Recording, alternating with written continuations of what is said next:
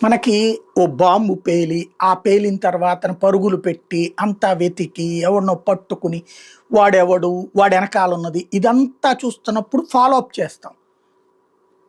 దాని గురించిన వార్తలు అది ఫాలో అప్ చేస్తాం. అలా కాకుండా బాంబు వెయ్యకముందే అలాంటి బాంబులు వెయ్యడానికి ప్లాన్ చేసుకునే వాళ్ళ మనస్తత్వాలను ఐడెంటిఫై చేసి, వాళ్ళ బాంబుల్ని స్వాధీనం చేసుకొని, వాళ్ళని స్వాధీనం చేసుకొని, ముందుగానే కుట్రను భగ్నం చేసి దేశాన్ని కాపాడనుకోండి, ఈ విషయాలు చెప్పినా పట్టించుకోం.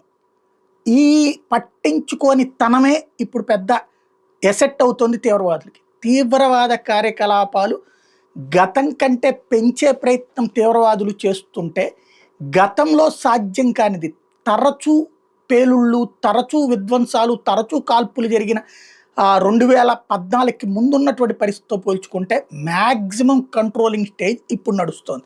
ఇప్పుడు లేటెస్ట్‌గా తాజాగా ఈ ఢిల్లీ పోలీసులు పట్టుకున్న దాంట్లో 200 కిలోల ఆర్‌డీఎక్స్‌ని వారం రోజుల క్రితం స్వాధీనం చేసుకున్నారు. ఫాలోఅప్‌లో ఇప్పుడు అరెస్ట్‌లు ఒక 5గురిని చేయడం ఇది చూస్తున్నాం.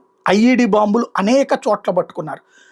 మనకి ఇంటెలిజెన్స్ బ్యూరో, అన్ని నిఘా విభాగాల యొక్క అనుసంధానీకరణ, ప్రపంచ స్థాయి నిఘా వ్యవస్థలతో ఎప్పటికప్పుడు ఫాలో అప్ అన్నటువంటిది ప్రస్తుతం చాలా వరకు కుట్రల్ని కంట్రోల్ చేయటం వల్లనే మనం సేవ్ అవుతున్నాం ఇండియాలో. అది గుర్తుపెట్టుకోవాలి.